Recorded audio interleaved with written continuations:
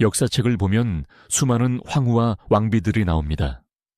어떤 이는 지혜로, 어떤 이는 덕으로, 또 어떤 이는 가문으로 그 자리에 올랐죠. 하지만 오늘 우리가 만날 인물은 다릅니다. 그녀의 유일한 무기는 자신의 몸, 그것도 깃털처럼 가벼운 몸이었습니다. 손바닥 위에서도 춤을 출 수 있었다는 전설.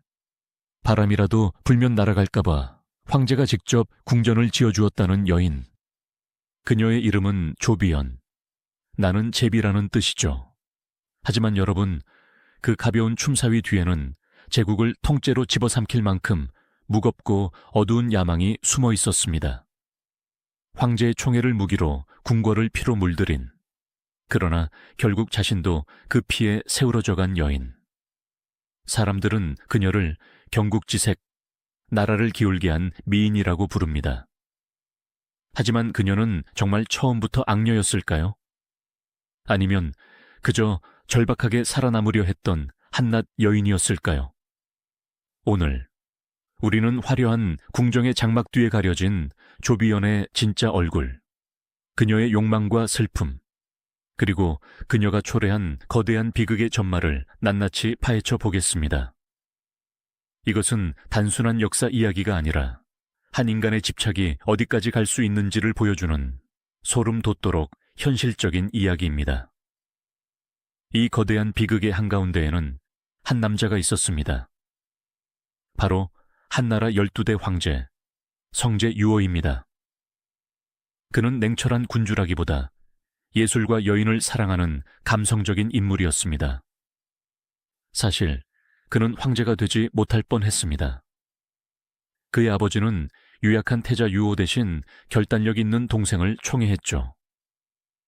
이때 아들을 필사적으로 지켜 황제의 자리에 앉힌 이가 바로 어머니, 황후 왕정군이었습니다.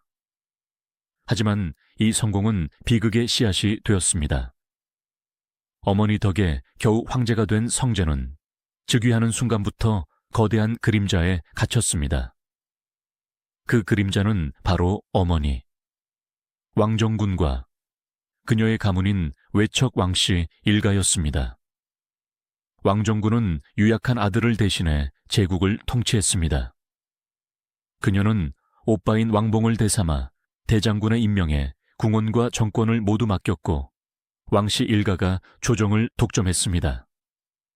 황제는 옥좌에 앉아있는 허수아비일 뿐 모든 실권은 어머니와 외삼촌들이 쥐고 있었습니다. 신하들은 황제가 아닌 그 뒤에 외삼촌들 눈치만 살폈습니다. 성제는 이 부당한 권력 구조를 깨보려 시도했지만 처참히 실패했습니다. 자신의 편에 섰던 신하들이 모두 숙청당하는 것을 보며 성제는 자신의 무력함을 절감했습니다. 결국 성제는 포기했습니다. 정치에 대한 모든 의욕을 잃어버린 것입니다. 그는 깨달았습니다. 자신은 이 궁궐의 주인이 아니라 가장 화려한 감옥에 갇힌 죄수라는 것을. 그의 분노와 좌절은 쾌락으로 향했습니다. 그는 유일하게 자신의 마음대로 할 수 있는 영역, 즉 후궁으로 도피합니다. 나라는 외삼촌들이 다스리라지. 나는 나의 왕국을 즐기겠다. 성제는 밤낮으로 술과 여사에게 빠져들었습니다. 정치는 이미 망가졌고 황제는 그 위에서 광란의 춤을 추기 시작했습니다. 당시 그에게는 2명의 중요한 여인이 있었습니다. 정실 부인인 허황후와 총애받는 후궁 반첩여였습니다. 하지만 허황후의 가문은 외척 왕씨에게 밀려 몰락했고 그녀는 황제의 관심에서 멀어진 우울한 과거일 뿐이었습니다.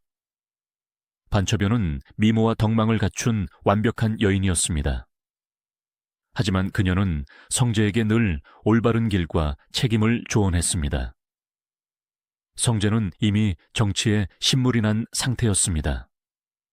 궁 밖에서는 외삼촌들에게, 궁 안에서는 어머니에게 시달렸습니다. 그에게 반첩여의 현명한 조언은 사랑이 아니라 또 하나의 잔소리처럼 느껴졌습니다. 성제의 마음은 텅 비어 있었습니다. 그는 이 모든 부담감을 잊게 할 아주 강렬하고 자극적인 새로운 열정을 갈망했습니다. 그의 공허한 마음은 완벽한 진공 상태가 되었습니다. 권태에 빠진 성제는 궁궐 밖으로 눈을 돌렸습니다. 그는 신분을 숨긴 채 밤마다 누이인 양아 공주의 저택을 드나들었습니다. 양아 공주는 황제의 이런 일탈을 부추기며 매일 밤 장안에서 가장 아름다운 무희들을 불러 모아 연회를 베풀었습니다. 바로 이 양아 공주의 저택에 훗날 제국을 뒤흔들 두 자매가 있었습니다. 조이주와 조합덕. 사생아로 태어나 길거리에 버려졌다가 살아남기 위해 밑바닥을 전전하며 기녀가 된 여인들. 특히 언니 조이주의 춤은 인간의 것이라 보기 어려울 정도로 아름다웠습니다. 그녀는 밑바닥에서 겪은 멸시를 딛고 자신의 춤이 이 지옥을 벗어날 유일한 무기임을 알았습니다. 그녀는 기다렸습니다. 자신의 인생을 바꿀 단 한 번의 기회를. 그리고 운명의 그날 밤, 권태에 빠진 공허한 황제가 야망에 가득 찬 그녀의 앞에 섰습니다. 그날 밤 양아 공주의 저택은 그 어느 때보다 화려한 등불로 밝혀져 있었습니다.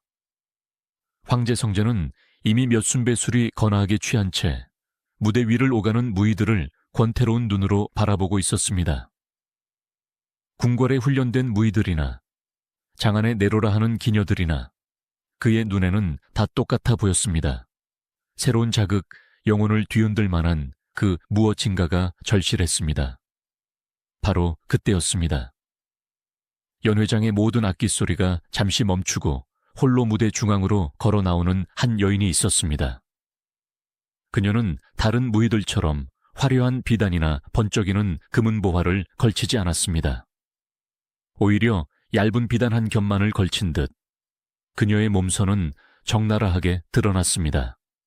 그리고 그 몸은 인간의 것이라기보다는 마치 이슬만 먹고 사는 요정의 것처럼 가늘고 연약해 보였습니다. 음악이 다시 시작되자 그녀가 움직이기 시작했습니다. 그것은 춤이 아니었습니다. 그녀는 중력을 거스르는 듯 발끝으로 가볍게 회전했습니다. 팔을 뻗는 동작은 마치 바람에 날리는 버들가지 같았고 허리를 꺾는 유연함은 뼈가 없는 듯 했습니다.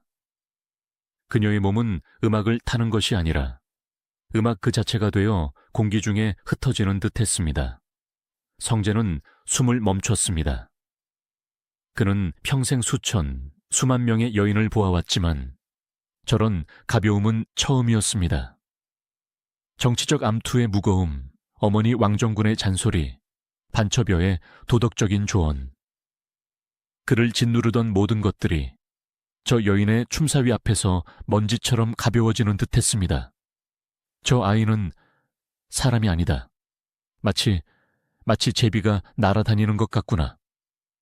황제가 넋을 잃고 중얼거렸습니다. 그래, 저 아이의 이름은 이제부터 비연. 나는 제비다. 연회가 끝나자마자 성제는 양아 공주에게 당장 저 제비를 궁으로 드릴 것을 명했습니다. 누이인 양아 공주야말로 황제의 이런 변덕을 부추기던 장본인이었죠. 그녀는 기꺼이 조비연을 황제의 수레에 태워 궁으로 보냈습니다. 드디어 궁에 입성했습니다. 모든 것이 그녀의 계획대로 이루어진 듯 했습니다. 이제 그녀가 할 일은 황제의 침소에 들어 그를 완벽하게 사로잡는 것뿐이었습니다. 하지만 조비연은 그러지 않았습니다. 황제는 그날 밤 조비연이 머물 처소에서 그녀를 애타게 기다렸습니다. 하지만 그녀는 오지 않았습니다. 시종을 통해 전해진 말은 몸이 좋지 않아 성은을 입을 수 없사옵니다 라는 것이었습니다. 성제는 당황했습니다. 감히 황제의 부름을 거역하다니. 하지만 분노보다 더 큰 것은 호기심이었습니다. 자신을 거부한 여인은 조비연이 처음이었습니다. 다음 날 성제는 온갖 귀한 선물과 약재를 보내며 그녀의 안부를 물었습니다. 하지만 조비연은 또다시 아직 용안을 뵙기 송구하다며 거절했습니다. 이것이 사흘 밤낮으로 이어졌습니다. 이것은 조비연의 천재적인 밀고 당기기였습니다. 그녀는 밑바닥 기녀 생활을 통해 남자의 심리를 꿰뚫고 있었습니다. 쉽게 얻은 것은 쉽게 버려지는 법. 자신은 황제가 손짓 한 번에 얻을 수 있는 그런 값싼 여인이 아니라는 것을 황제의 뇌리에 똑똑히 각인시키고 있었던 것입니다. 애간장이 다 녹아버린 성제는 나흘째 되는 날 직접 그녀의 처소로 달려갔습니다. 그리고 마침내 병석에서 일어난 조비연을 마주했습니다.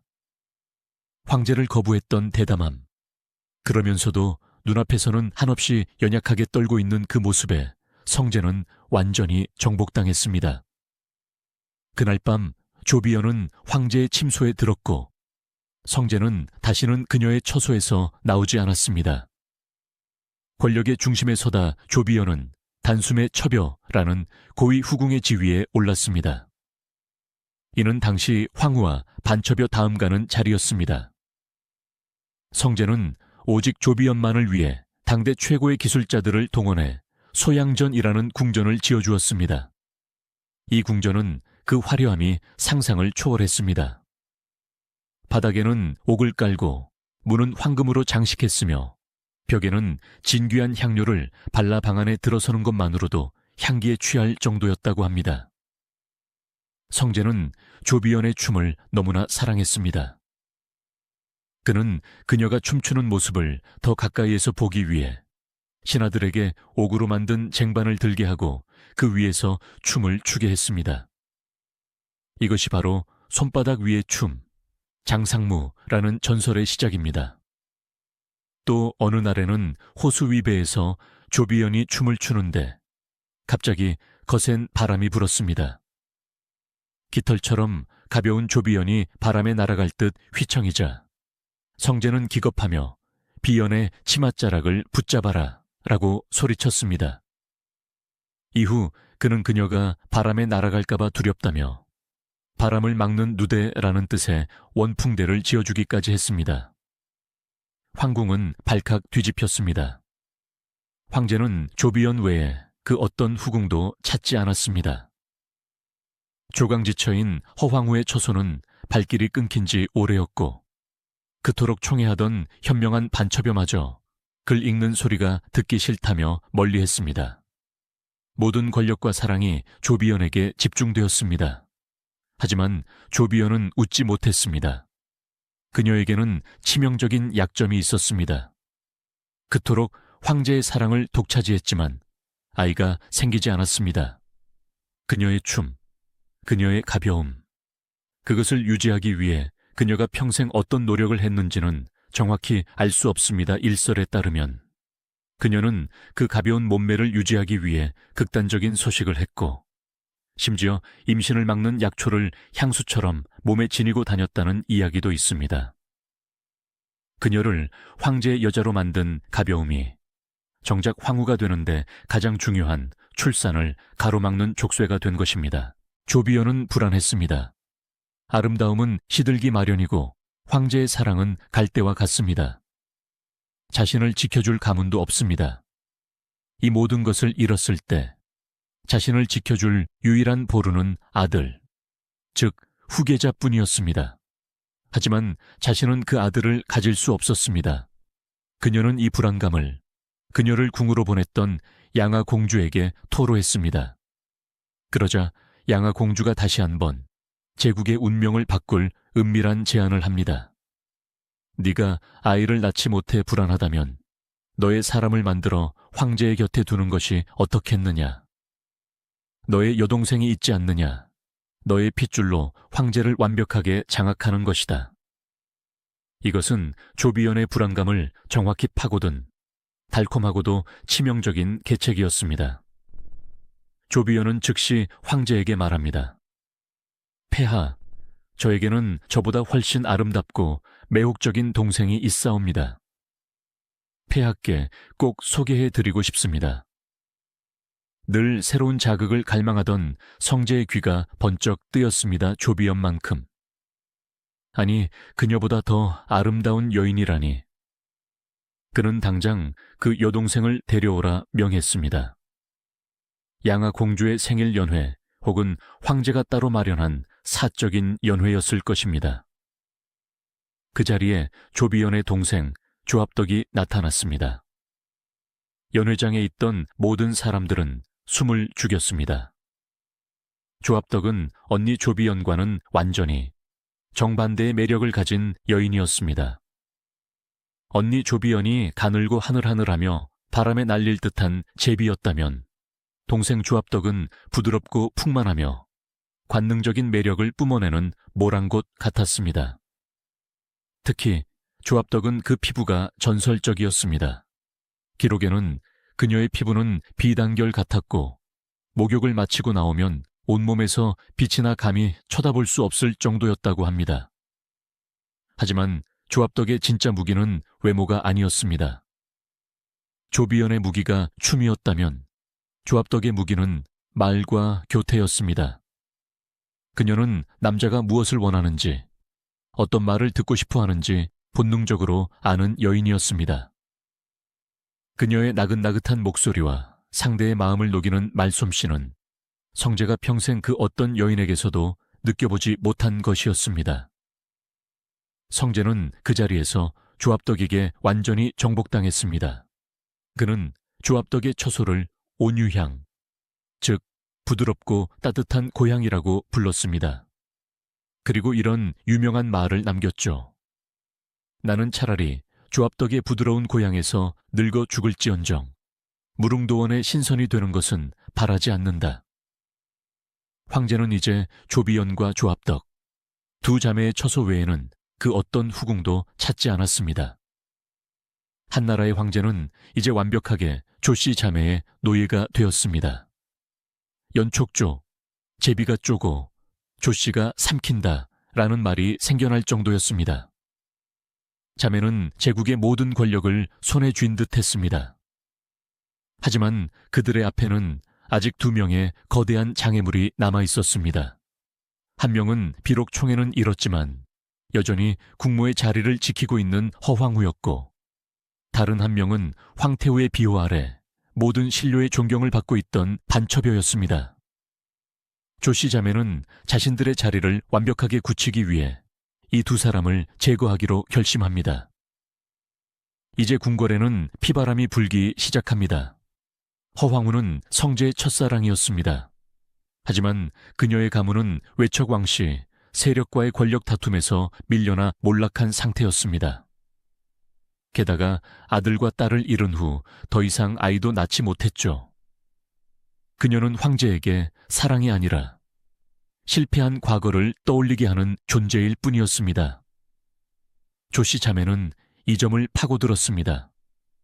그들은 황제에게 허황후가 폐하의 총애를 잃은 것을 원망하여 궁궐 뒤뜰에서 폐하와 저희 자매를 저주하는 굿을 벌이고 있습니다 라고 고했습니다. 저주와 굿, 즉 무고는 한나라 황실에서 가장 끔찍한 범죄였습니다. 과거 한무제 시절 이 무고의 난으로 인해 수만 명이 죽고 태자가 목숨을 잃었던 끔찍한 트라우마가 있었기 때문입니다. 성재는 경로했습니다. 조씨 자매는 증거가 있다며 허황후의 궁에서 저주에 사용된 인형과 부적들을 발견해냅니다. 물론 이것은 모두 조작된 것이었죠. 성재는 당장 조사를 명했습니다. 허황후의 언니를 비롯한 가문의 사람들과 궁녀들이 줄줄이 끌려가 혹독한 고문을 받았습니다. 조씨 자매의 입맛에 맞는 증언들이 쏟아져 나왔습니다. 허황후는 필사적으로 결백을 주장했습니다. 하지만 이미 조씨 자매의 매력에 눈이 먼 황제에게는 아무 소리도 들리지 않았습니다. 결국 기원전 18년 성재는 조강지처였던 허황후를 폐위시키고 소대궁이라는 차갑고 외진 궁궐에 유폐시켜버립니다. 허황후는 그곳에서 비참하게 갇혀 지내다 몇 년 뒤 쓸쓸히 세상을 떠나고 맙니다. 황후가 사라졌습니다. 이제 황궁에서 가장 높은 지위와 명망을 가진 여인은 반처녀였습니다. 조씨 자매의 다음 목표는 당연히 그녀였습니다.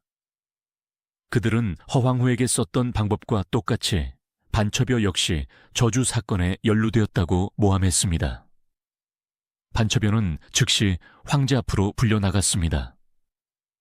황궁의 모든 사람들은 현명했던 반첩여마저 저 잔혹한 자매의 손에 쓰러질 것이라며 숨을 죽였습니다. 하지만 반첩여는 달랐습니다. 그녀는 황제 앞에서 눈물로 용서를 구하거나 변명하지 않았습니다. 그녀는 당당하게 그리고 논리정연하게 자신의 결백을 주장했습니다. 이 장면은 역사에 길이 남은 그녀의 가장 유명한 순간입니다. 제가 듣기로 삶과 죽음은 운명에 달려있고 부귀와 명예는 하늘에 달려있다 하였습니다. 올바른 도리를 닦아도 복을 받지 못하는 경우가 있거늘 하물며 사악한 짓을 하여 복을 바랄 수 있겠습니까? 만약 귀신이 있어 저주를 듣는다면 저의 굳은 절개를 알 것이니 저의 말을 들어줄 리가 없습니다. 만약 귀신이 없다면 저주를 한들 무슨 소용이 있겠습니까?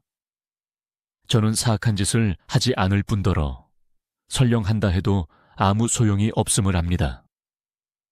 황제 성제는 그녀의 당당함과 빈틈없는 논리에 참아 반박하지 못했습니다. 게다가 이 소식을 들은 황태후 왕정군이 크게 나섰습니다. 왕정군은 평소 반첩여의 현명함과 덕망을 매우 아꼈습니다. 그녀는 아들 성제를 불러 반첩여가 그럴 리 없다며 그녀를 감쌌습니다. 조씨 자매는 감히 황태후의 권위에 맞설 수 없었습니다. 반첩여는 기적적으로 살아남았습니다. 하지만 그녀는 이미 깨달았습니다. 자신이 사랑하고 존경했던 황제는 이제 없다는 것을. 이 궁궐은 더 이상 자신이 머물 곳이 아님을. 그녀는 조씨 자매와의 더러운 진흙탕 싸움을 이어가는 대신 스스로 물러나는 길을 택했습니다. 반첩여는 황제에게 청을 올립니다. 황태후 마마를 모시는 일에 전념하고 싶사옵니다. 부디 저를 황태후 마마가 계신 장신궁으로 보내주시옵소서. 이는 사실상의 자발적인 유배였습니다. 권력의 중심부에서 스스로 걸어 나온 것입니다. 성제는 일말의 죄책감이라도 느꼈는지 그녀의 청을 윤호했습니다. 반첩여는 그 쓸쓸한 장신궁에서 자신의 처지를 가을 부채에 비유한 유명한 시 원가행을 짓습니다. 새하얀 비단으로 만든 둥근 부채는 맑은 달과 같았지요. 여름 내내 임의 품에서 사랑받았으나 차가운 가을바람 불어와 더위가 물러가니 그대로 상자 속에 버려져 임의 사랑 끊어졌네. 현명했던 여인은 그렇게 역사의 뒤편으로 쓸쓸히 퇴장했습니다.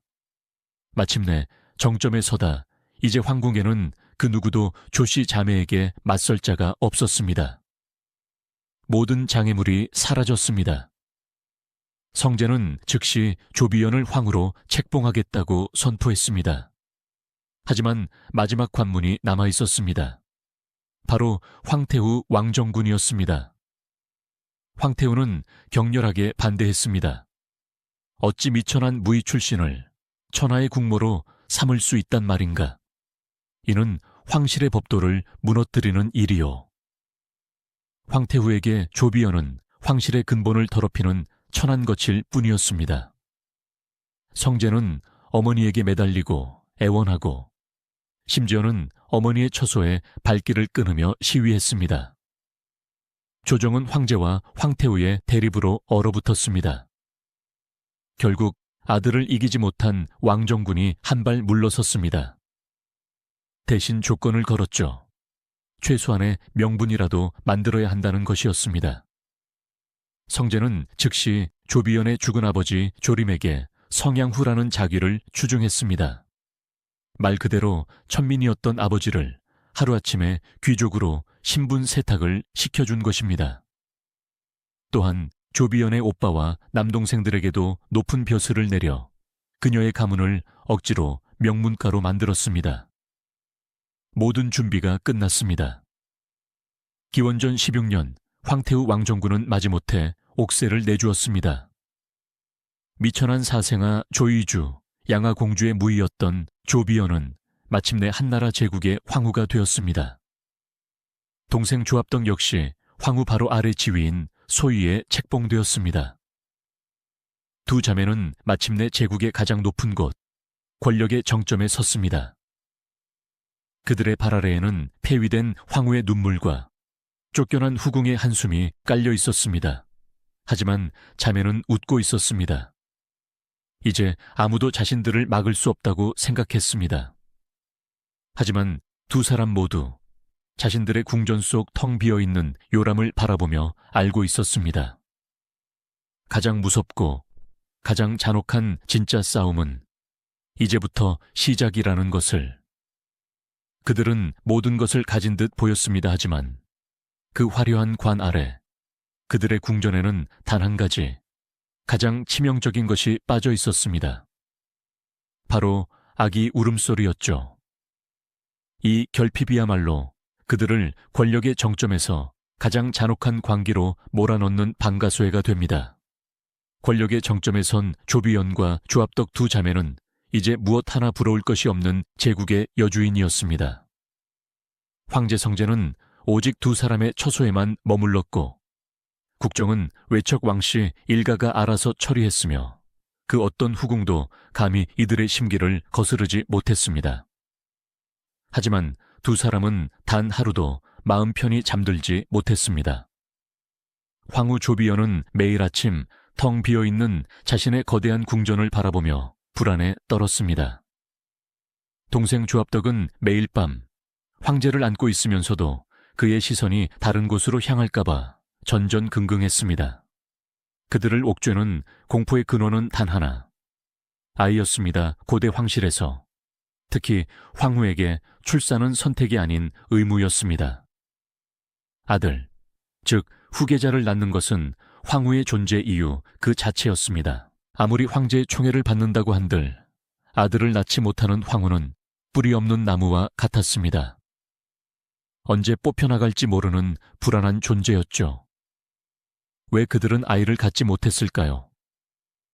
수천 년이 지난 지금까지도 역사가들은 이 불임의 원인을 두고 수많은 추측을 내놓습니다.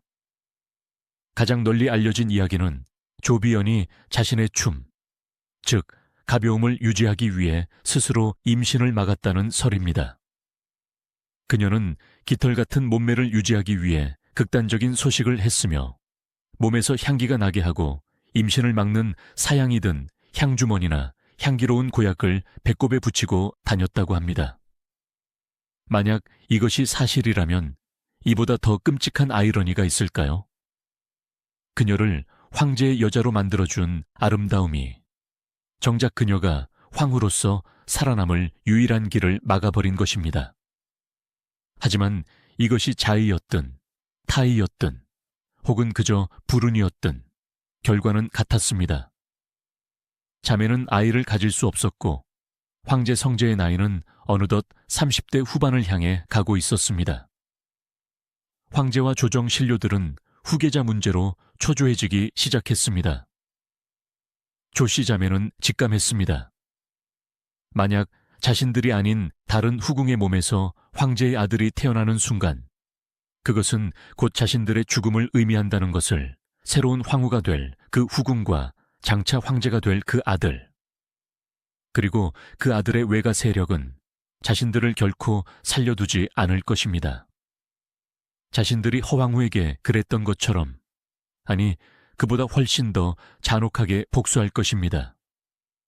그들에게 선택지는 없었습니다. 내가 낳지 못할 뺀 그 누구도 낳게 할 수 없다. 자매는 역사상 가장 잔혹하고 끔찍한 합의에 이릅니다.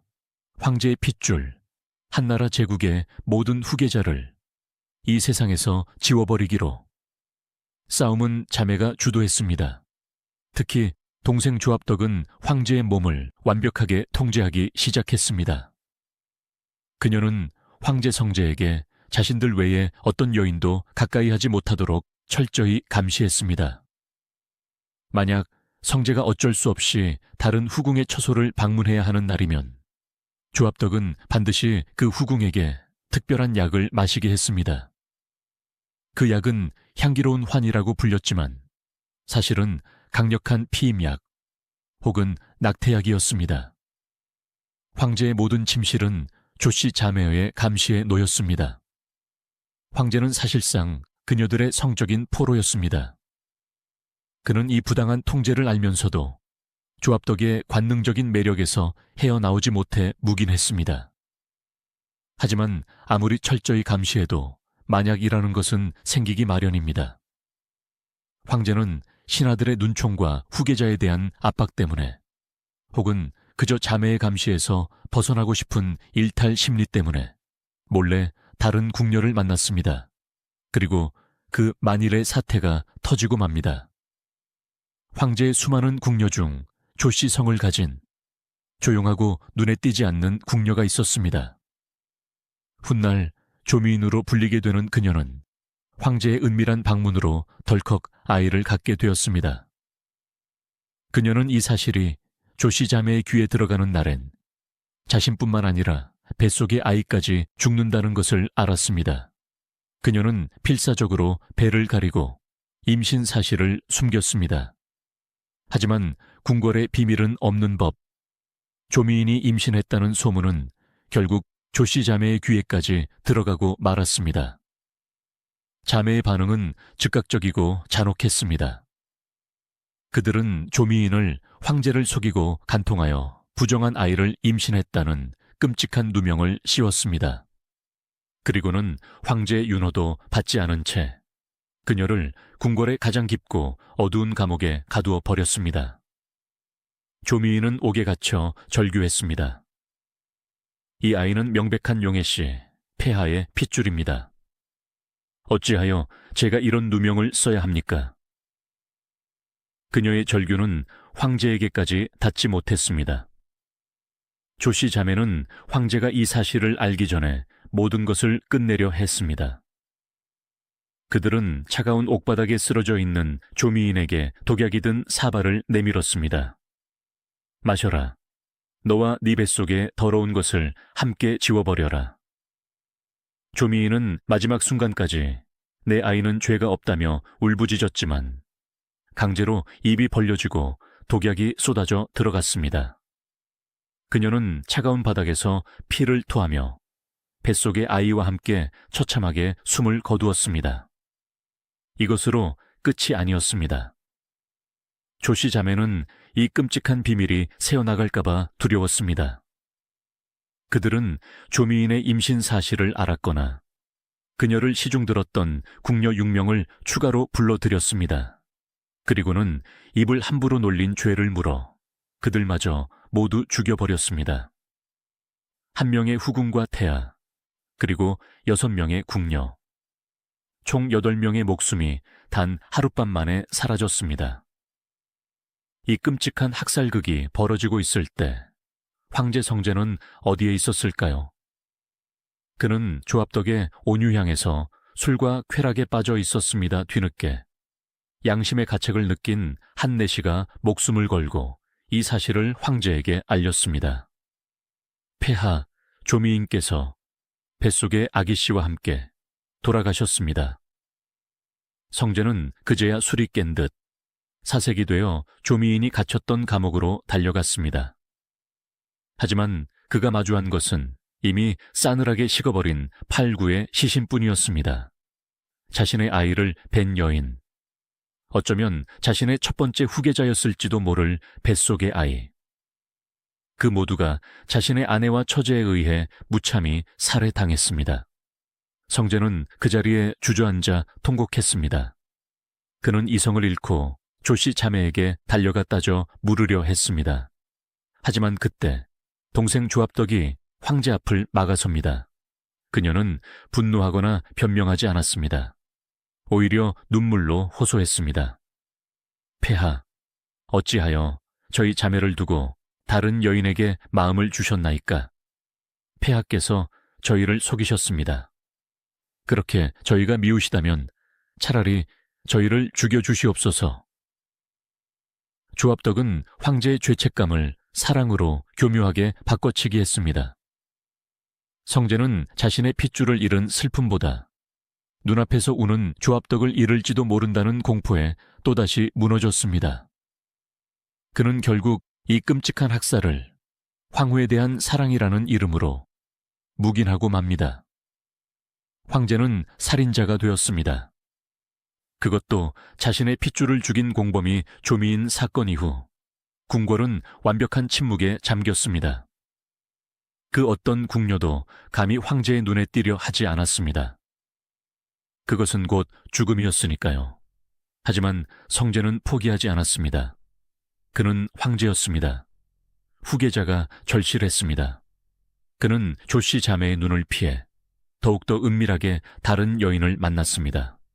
이번에는 허씨 성을 가진 미인이었습니다. 그녀는 공교롭게도 과거 조씨 자매에게 쫓겨났던 폐황후 허씨의 시녀 출신이었습니다. 허미인은 황제의 아이를 임신했습니다. 조미인의 비극을 똑똑히 보았던 성제는 이번에는 절대로 아이를 빼앗기지 않겠다고 다짐합니다. 그는 허미인을 궁궐의 가장 깊숙한 곳에 숨기고 모든 기록을 삭제했습니다. 10달이 지났습니다. 허미인은 마침내 아들을 낳았습니다. 성제는 40이 다 된 나이에 드디어 아들을 품에 안았습니다. 그는 기쁨의 눈물을 흘리며 이 아이만은 반드시 지켜내겠다고 맹세했습니다. 그는 아이를 몰래 빼돌려 궁 밖의 측근에게 맡겨 기르도록 했습니다. 황제는 이 모든 것을 조씨 자매에게 완벽하게 숨겼다고 생각했습니다. 하지만 세상에 완벽한 비밀은 없었습니다. 궁궐은 이미 조씨 자매의 눈과 귀로 가득 차 있었습니다. 황제가 아들을 얻었고 그 아들을 몰래 숨겼다는 사실이 마침내 조합덕의 귀에 들어가고 말았습니다. 그날 밤 조합덕의 처소인 소양전은 지옥으로 변했습니다. 소식을 들은 조합덕은 실성한 사람처럼 울부짖었습니다. 그녀는 머리를 풀어헤치고 자신의 뺨을 때리고 바닥을 뒹굴며 절규했습니다. 폐하께서 저를 속이셨습니다.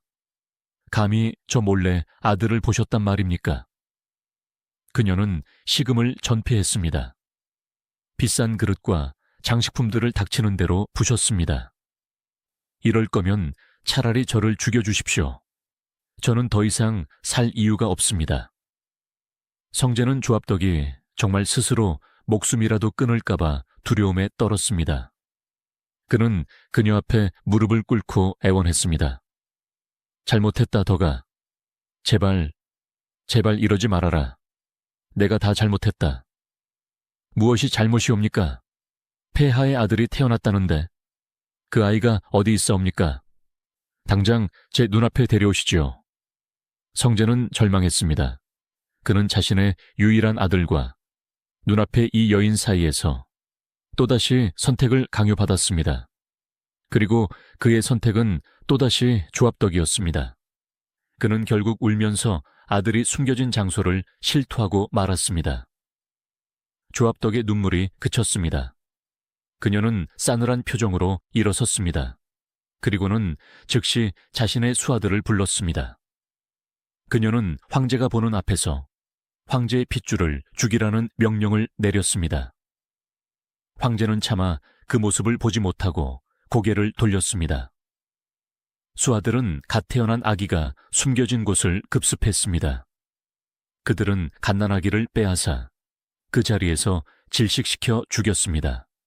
그리고는 아기를 낳은 허미인에게도 독약을 내렸습니다. 황제의 유일한 후계자는 그렇게 아버지의 묵인에 아버지의 첩에 의해 살해당했습니다. 이로써 한나라 성제의 핏줄은 완벽하게 끊겼습니다. 황후 조비연, 그 침묵의 동조자, 이 모든 끔찍한 학살극이 벌어지는 동안 황후 조비연은 무엇을 하고 있었을까요? 역사 기록은 주로 동생 조합덕의 잔혹함을 부각합니다. 모든 살인을 계획하고 실행한 것은 조합덕이었습니다. 그렇다면 황후 조비연은 이 모든 일을 몰랐을까요? 아니요. 그녀는 모든 것을 알고 있었습니다. 그녀는 황후라는 자신의 지위 때문에 감히 직접 피를 묻힐 수는 없었습니다. 그래서 그녀는 동생을 행동대장으로 내세웠습니다. 조압덕이 황제의 마음을 사로잡아 총애를 무기로 삼는 동안 조비여는 황후라는 명분을 쥐고 뒤에서 모든 것을 조종하거나 최소한 묵인했습니다. 자매는 완벽한 공범이었습니다. 조압덕이 악역을 맡아 손에 피를 묻히면 조비여는 피해자인 척, 황후이지만 동생에게 황제를 빼앗긴 불쌍한 여인인 척 연기하며 황태우와 신하들의 동정심을 샀습니다. 하지만 이 공범 관계가 순탄하기만 했을까요?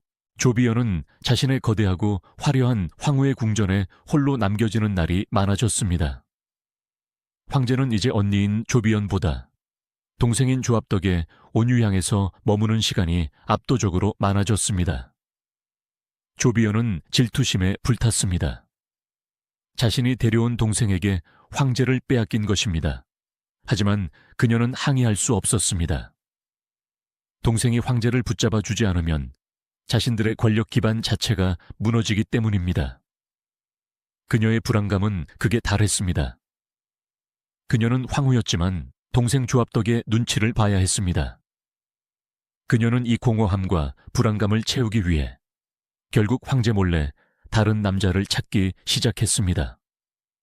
황후의 궁전인 소양전에 은밀하게 젊은 남자들을 불러들여 간통을 저질렀다는 야사가 전해지는 것은 바로 이 시기입니다.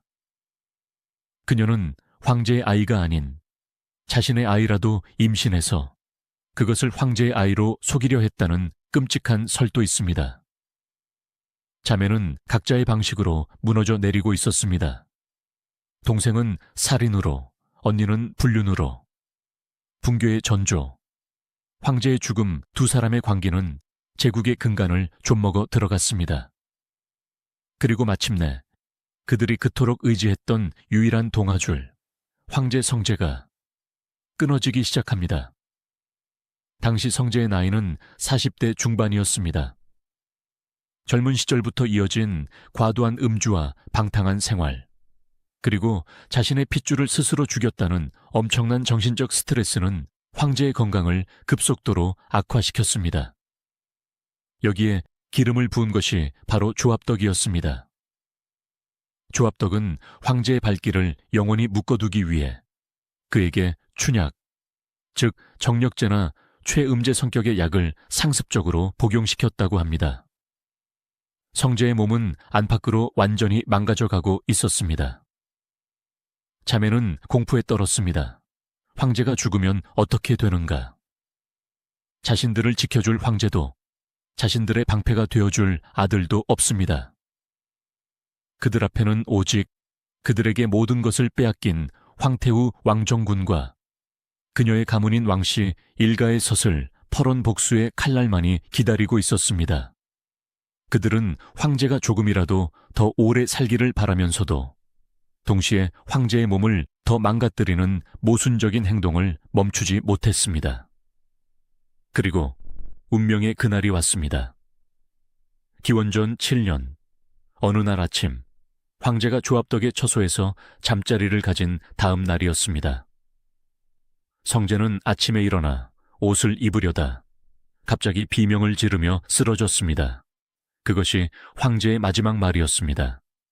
그는 다시는 일어나지 못했습니다.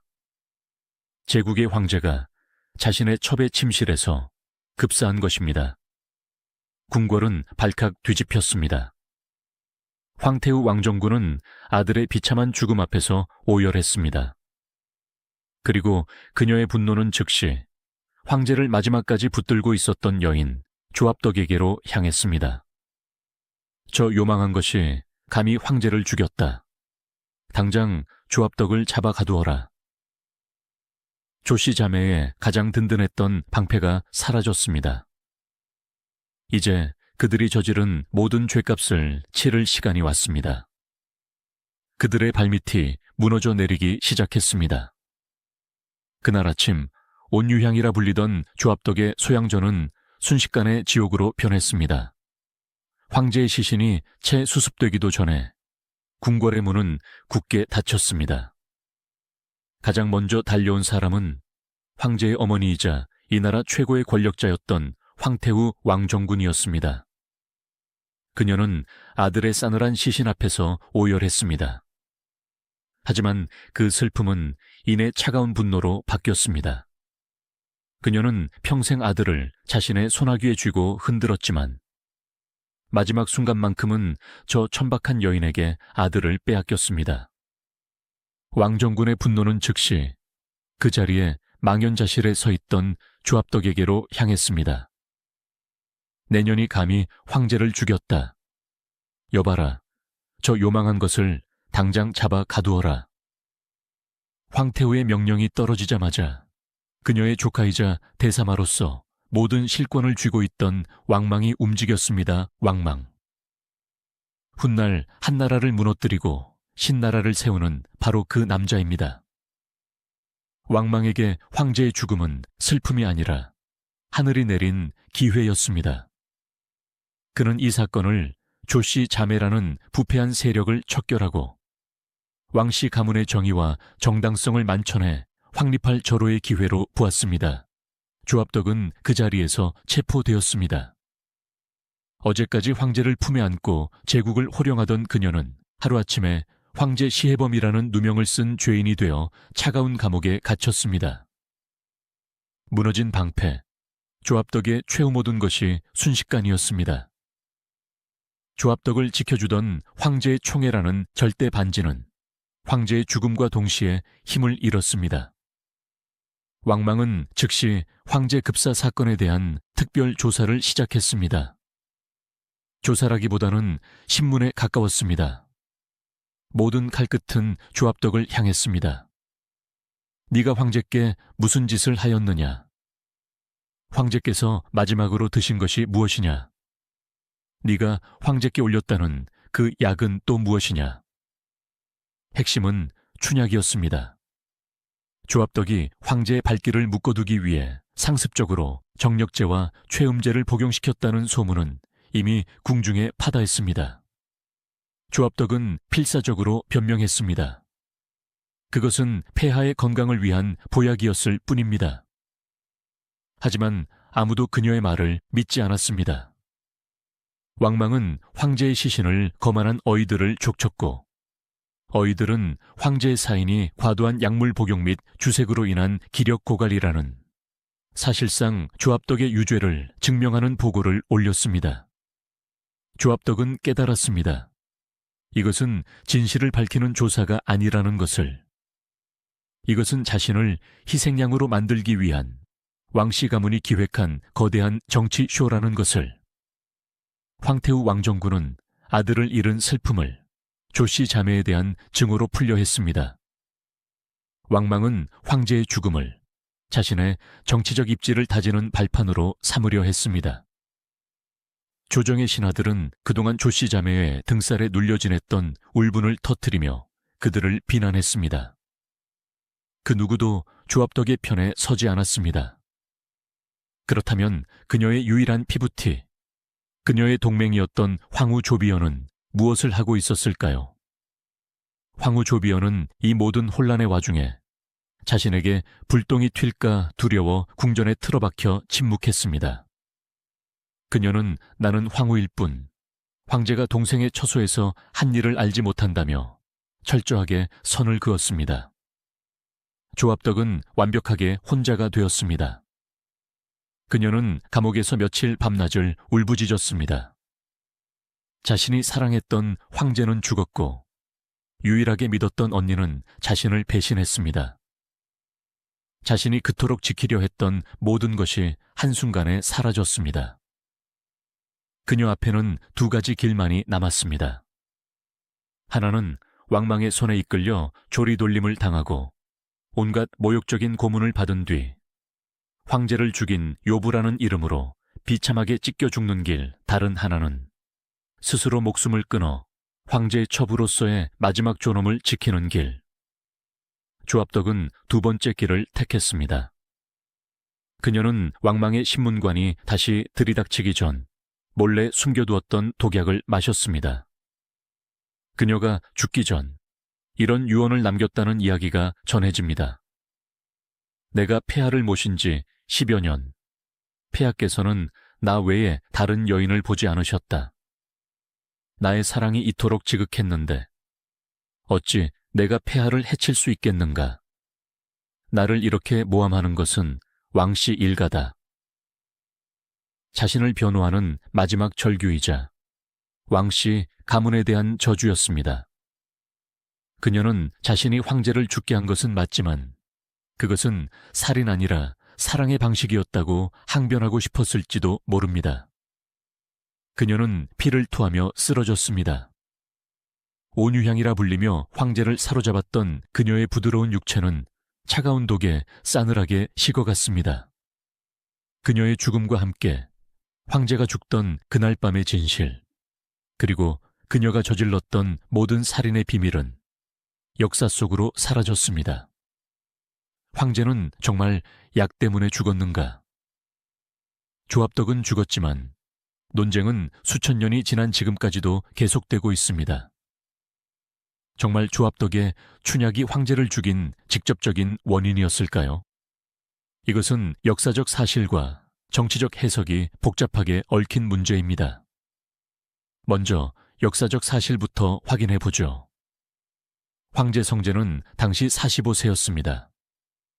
현대의 45세와는 다르죠.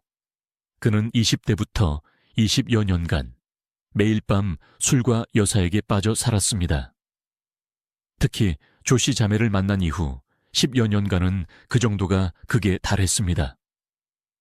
게다가 그는 자신의 핏줄인 조미인과 허미인의 아이들을 스스로 죽이도록 묵인했습니다.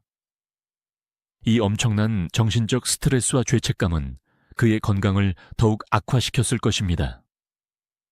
현대의학의 관점에서 볼 때 성제는 이미 만성적인 고혈압, 심장질환 혹은 뇌혈관 질환을 앓고 있었을 가능성이 매우 높습니다. 이런 상태에서 조합덕이 준 약은 치명적인 방가소의 역할을 했을 수 있습니다. 특히 마지막 날 밤, 과도한 약물 복용과 무리한 잠자리는 그의 심장이나 뇌혈관을 터뜨리기에 충분했을 것입니다. 그렇다면 이것은 살인일까요? 사고일까요? 바로 이 지점에서 정치적 해석이 개입합니다. 황태후 왕정군과 왕망에게는 황제가 병으로 죽었다는 사실보다 요부에게 살해당했다는 이야기가 필요했습니다.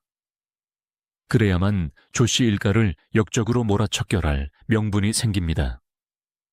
그래야만 황제의 무능함과 방탕함으로 실추된 황실의 권위를, 사악한 적을 처단하는 왕씨 가문의 정의로 대체할 수 있었습니다. 조합덕의 죽음은 왕망에게 완벽한 시나리오를 제공했습니다. 그녀의 자살은 곧 죄를 인정한 것으로 포장되었습니다. 황제를 죽인 요부가 죄가 드러날까 두려워 스스로 목숨을 끊었다. 역사는 그렇게 왕망의 입맛대로 기록되었습니다. 황후 조비연, 그녀는 어디까지 알았나?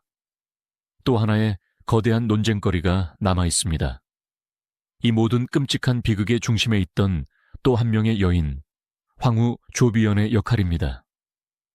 그녀는 동생이 황제의 아들들을 죽일 때, 그리고 동생이 황제에게 독한 약을 먹일 때, 과연 어디까지 알고 어디까지 개입했을까요? 정사 기록은 주로 동생 조합덕의 잔혹함을 부각합니다. 황제를 직접 통제하고 살인을 주도한 것은 조합덕이었습니다. 하지만 조비연이 황후로서 이 모든 일을 몰랐을 리 없습니다. 그녀는 공범이었습니다. 다만 손에 피를 묻히는 행동대장 역할은 동생에게 맡기고 자신은 황후라는 명분 뒤에 숨어 모든 것을 묵인하거나 혹은 뒤에서 조종했을 가능성이 큽니다. 그런데 조비연의 공범 역할이 매우 복잡했다는 것을 보여주는 또 다른 기록이 있습니다. 바로 조비연의 간통 스캔들입니다. 동생 조합덕이 황제의 몸을 독점하고 있을 때 황후 조비연은 정작 황제의 발길이 끊긴 빈 방을 지켜야 했습니다. 황제는 언니의 가벼운 춤보다 동생의 관능적인 육체에 더 빠져들었습니다. 조비여는 질투와 불안감에 휩싸였습니다. 그녀는 황후였지만 여자로서는 동생에게 완벽하게 패배했습니다. 이때부터 조비여는 황제 몰래 자신의 궁전에 젊은 남자들을 끌어들이기 시작했다는 야사가 집중적으로 등장합니다. 그녀의 궁전에는 연이라는 이름의 잘생긴 하인이 있었는데 그와 사통했다는 기록, 심지어 궁궐 밖에 건장한 노예들을 몰래 불러들여 밤을 보냈다는 충격적인 이야기까지 전해집니다. 이것은 단순히 그녀의 성적인 타락을 보여주는 것일까요? 저는 다르게 봅니다. 이것은 그녀의 절박함을 보여줍니다. 조비여는 황제의 아이를 낳는 것을 포기했을지도 모릅니다. 대신 다른 남자의 아이라도 임신해서 그것을 황제의 아이라고 속이려 했을 가능성이 있습니다. 어차피 황제는 자신을 찾지 않으니 자신이 임신한다면 그것이 누구의 아이인지 증명할 길이 없습니다. 만약 이것이 사실이라면 자매는 각자 다른 방식으로 후계자 문제에 접근한 것입니다. 동생 조압덕은 황제의 모든 핏줄을 제거하는 방식을 택했습니다. 언니 조비여는 다른 남자의 아이라도 만들어내는 방식을 택했습니다. 어느 쪽이든 두 자매는 이미 이성과 상식을 잃어버린 광기에 휩싸여 있었습니다. 그들은 서로를 의지하는 동맹이었지만 동시에 황제의 총애와 권력을 두고 다투는 경쟁자이기도 했습니다. 이 복잡한 애증 관계가 결국 두 사람 모두를 파멸로 이끌었습니다. 살아남은 자의 슬픔, 혹은 공포 동생 조압덕이 죽었습니다. 동생은 황제 시해범이라는 모든 죄를 뒤집어 쓴 채 비참하게 죽었습니다. 아이러니하게도 동생의 죽음은 언니 조비연에게 면죄부를 주었습니다. 왕망과 황태우 왕정군은 주범인 조압덕이 죽었으니 일단 급한 불은 껐다고 생각했습니다. 게다가 황제가 후사 없이 죽었기 때문에 당장 다음 황제를 세워야 했습니다. 왕망은 정치적 혼란을 수습하기 위해 성제의 조카인 정도 왕유훈을 다음 황제로 내세웁니다. 이가 바로 한나라 애제입니다. 애제가 즉위하자 조비연의 신분이 다시 한번 격상됩니다. 그녀는 황제 성제의 정실 황후였기 때문에 법적으로 새로운 황제의 어머니가 되었습니다. 황후였던 그녀는 황태후로 신분이 격상된 것입니다. 모든 것을 잃은 줄 알았습니다. 동생은 죽고 황제도 죽었습니다. 하지만 조비연은 살아남았습니다. 그녀는 심지어 황실의 가장 어른인 황태후가 되어 또다시 권력의 정점에 섰습니다. 그녀는 안도의 한숨을 내쉬었습니다. 동생 하나를 희생시켜 자신은 살아남았다고 생각했습니다. 그녀는 이 새로운 황제의 곁에서 과거의 모든 잘못을 덮고 황태후로서의 권세를 누릴 수 있으리라 믿었습니다. 하지만 그녀는 몰랐습니다. 자신을 향한 복수의 칼날이 잠시 칼집에 들어갔을 뿐이라는 것을. 자신을 황태후로 만들어준 그 남자 왕망. 그는 결코 조씨 자매가 저지른 죄를 잊지 않았습니다. 그는 황태후가 된 조비연을 싸늘한 눈으로 지켜보고 있었습니다. 그녀의 숨통을 끊어버릴 가장 결정적인 순간을 기다리면서. 조비연의 생존은 사실상 시한부였습니다. 그녀의 발밑은 이미 텅 비어 있었고 궁궐에는 왕씨 세력 외에 또 다른 적들이 등장하기 시작했습니다. 그녀는 과연 이 시한부 생존을 이어갈 수 있을까요? 황제 성제가 죽고 그의 조카인 애제 유훈이 새로운 황제로 즉위했습니다. 법적으로 성제의 아들이 된 것이죠. 이에 따라 성제의 정실 황후였던 조비연은 황태후가 되었고 성제의 어머니이자 모든 권력의 정점이었던 왕정군은 태왕태후가 되었습니다. 궁궐에는 이제 두 명의 태후가 존재하게 되었습니다. 한 명은 한나라를 건국부터 함께해온 명문가 출신이자 왕씨 외척 세력의 수장인 태황태후. 왕정군 다른 한 명은 미천한 무의 출신이자 남편을 죽음으로 몰고 간 요부의 언니라는 주홍글씨가 새겨진 황태후 조비연.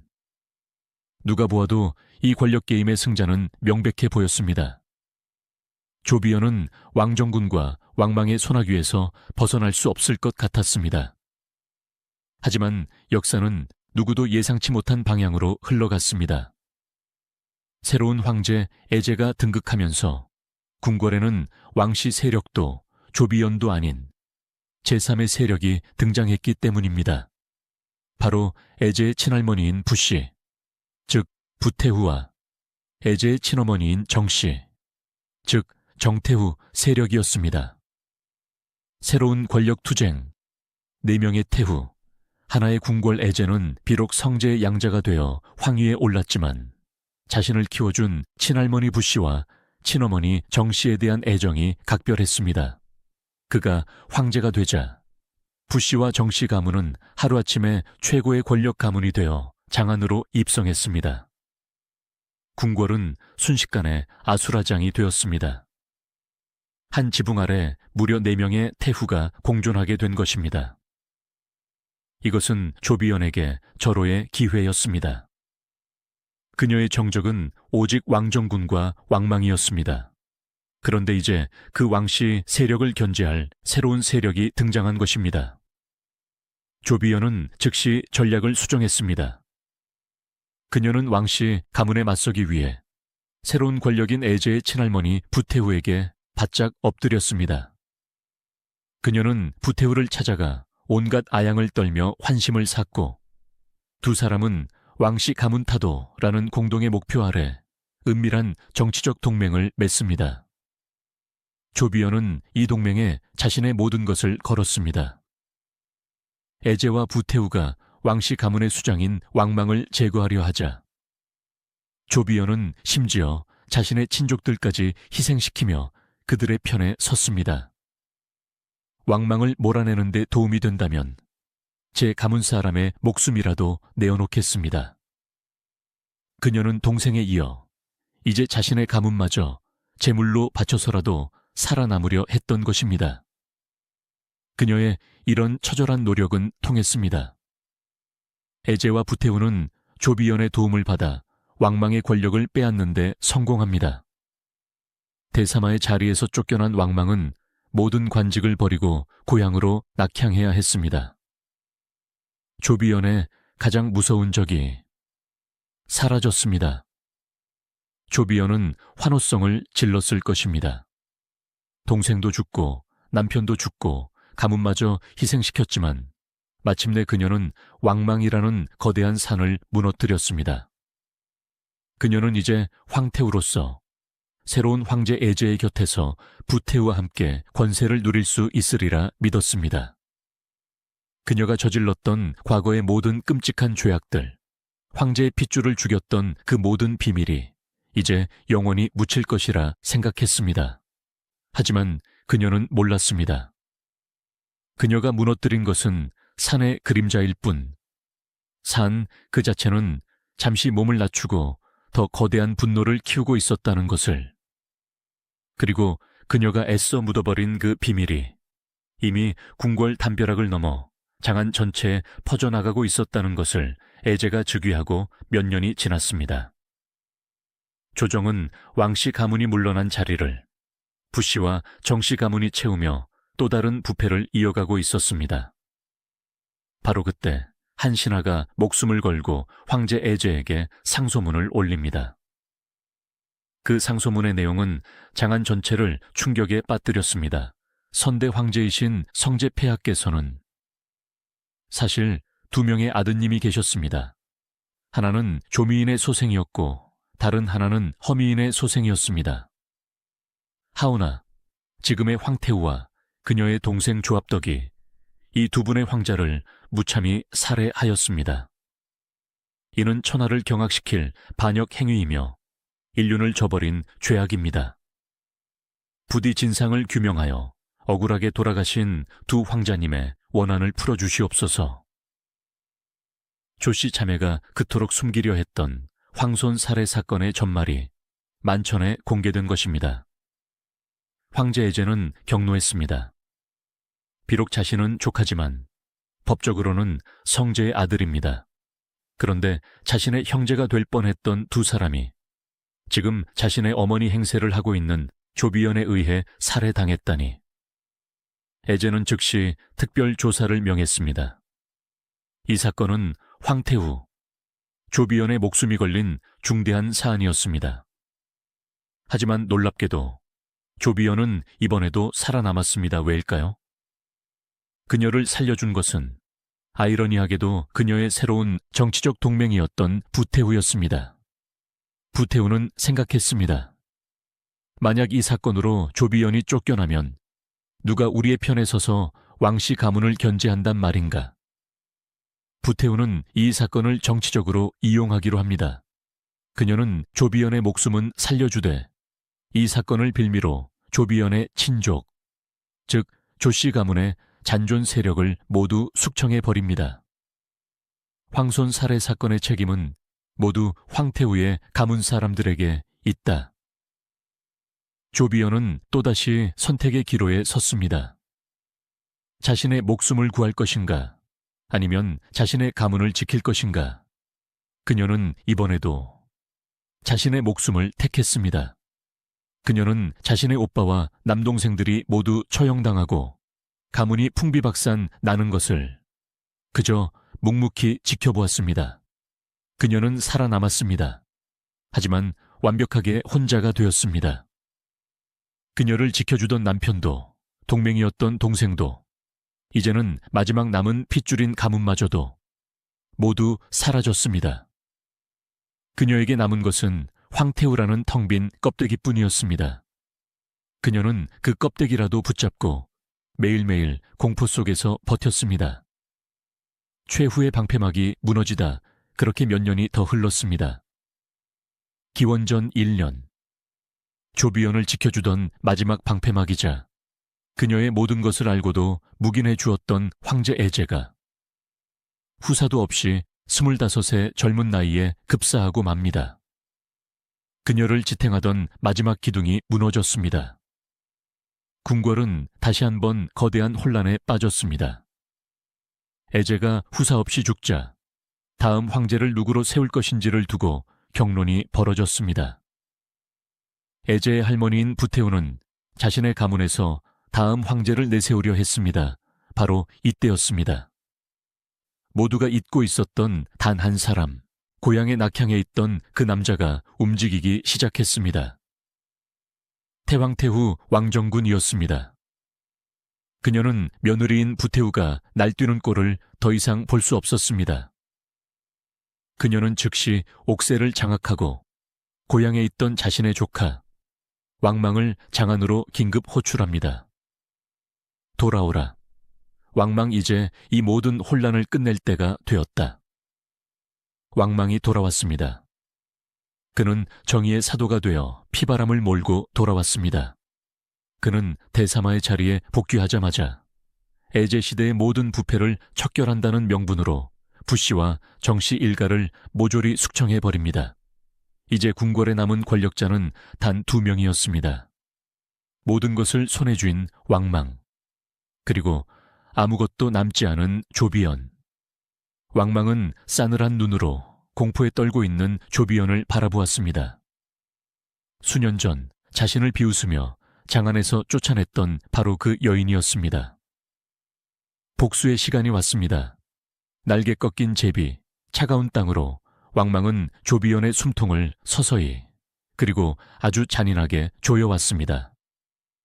그는 먼저 수년 전 묻혔던 황손 살해 사건을 다시 수면 위로 꺼냈습니다. 황태후 조비연과 죽은 조합덕이 선대 황제의 핏줄을 살해한 것은 천하가 공분할 대역죄다.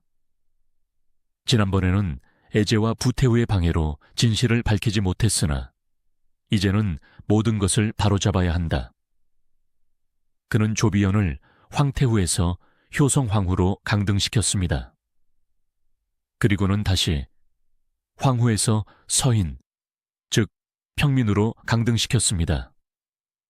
단 며칠 만에 제국의 황태후는 수십 년 전에 그 미천한 신분, 평민 조 씨로 돌아갔습니다. 이것만으로는 왕망의 분노가 풀리지 않았습니다. 그는 조비연에게 마지막 명령을 내렸습니다. 죄인 조 씨는 남편 성제폐하의 능묘로 가라. 그리고 그곳을 평생 지켜라. 이것은 죽음보다 더한 형벌이었습니다. 자신이 그토록 사랑을 갈구했던 남편, 자신이 그토록 배신했던 남편, 그 남편의 차가운 무덤 옆에서 모든 것을 잃은 채 홀로 늙어 죽으라는 선고였습니다. 그녀의 나이 불과 40대였습니다. 조비연은 성제의 능묘로 쫓겨났습니다. 그녀는 텅 빈 무덤 앞에서 무슨 생각을 했을까요? 자신이 춤을 추던 양아 공주의 화려한 연회장을 떠올렸을까요? 자신의 발밑에 엎드렸던 수많은 신하들을 떠올렸을까요? 아니면 자신이 죽인 조미인과 허미인, 그리고 그 갓난아기들의 원혼을 보았을까요? 그녀는 깨달았습니다. 자신을 파멸시킨 것은 왕망이 아니라는 것을. 자신을 파멸시킨 것은 그 누구도 아닌 아름다움에 집착했던 자기 자신, 사랑에 집착했던 자기 자신, 그리고 권력에 집착했던 자기 자신이었음을 기원전 1년. 더 이상 버틸 힘도 이유도 남아있지 않았던 조비연은 자신이 그토록 사랑했던 그 화려한 옷을 입고 스스로 독약을 마셨습니다. 수십 년 전 춤 하나로 장안의 하늘을 날아올랐던 제비. 비연이라는 이름으로 한 시대를 풍미했던 그녀는 그렇게 자신의 날개를 스스로 꺾고 차가운 땅으로 영원히 내려앉았습니다. 그녀가 남긴 것, 제국의 붕괴 조비연의 죽음으로 모든 것이 끝난 것일까요? 아니요.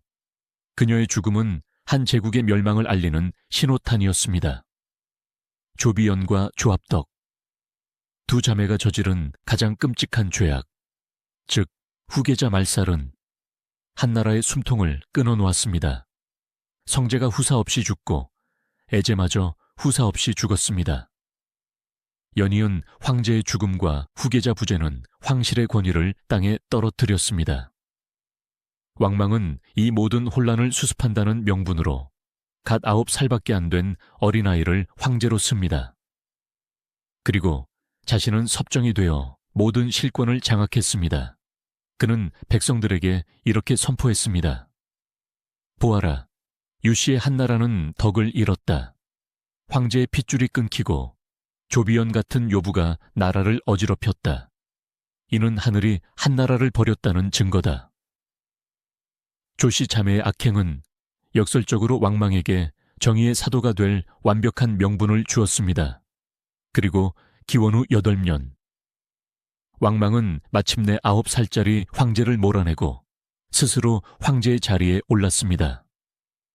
그는 하늘의 뜻을 받들어 새로운 나라를 세운다며 나라의 이름을 신이라 선포했습니다. 이로써 고조 유방이 세운 200년 역사의 한 제국은 공식적으로 멸망했습니다. 생각해 보십시오. 만약 조씨 자매가 그토록 잔인하게 황제의 아들들을 죽이지 않았다면, 만약 성제에게 현명한 후계자가 있었다면, 왕망이 그토록 쉽게 제국을 찬탈할 수 있었을까요? 두 자매의 비틀린 욕망과 핏빛 질투가 거대한 제국을 무너뜨리는 가장 결정적인 나비 효과가 된 것입니다. 조비연의 삶은 아름다움이 얼마나 큰 축복이자 동시에 얼마나 무서운 저주가 될 수 있는지를 보여주는 가장 극적인 사례입니다. 그녀는 역사상 가장 미천한 곳에서 가장 높은 곳까지 오른 가장 화려한 신데렐라였습니다. 하지만 그녀는 왕관을 쓰는 순간 황후가 된 것이 아니라 조비연이라는 아름다움의 노예가 되었습니다. 그녀는 평생 가벼움에 집착했습니다. 하지만 아이러니하게도 그녀의 삶은 결핍이라는 가장 무거운 짐에 짓눌려 있었습니다. 가문이 없다는 결핍, 학식이 없다는 결핍, 그리고 끝내 아들을 낳지 못했다는 결핍. 그녀는 그 결핍을 채우기 위해 더 강한 사랑에 집착했고, 그 사랑을 지키기 위해 더 강한 권력에 집착했으며, 그 권력을 유지하기 위해 살인이라는 돌이킬 수 없는 죄를 저질렀습니다. 하지만 우리는 또한 질문해야 합니다. 과연 그녀 혼자서 이 모든 것을 망친 것일까요? 여인을 오직 아름다움과 출산의 도구로만 여겼던 그 시대의 비틀린 시스템. 자신의 핏줄이 죽어가는 것을 알면서도 여인의 교태에 빠져 모든 것을 묵인했던 황제 성제의 무능함, 그리고 그 모든 혼란을 이용해 결국 제국을 통째로 삼켜버린 왕망의 치밀한 야망.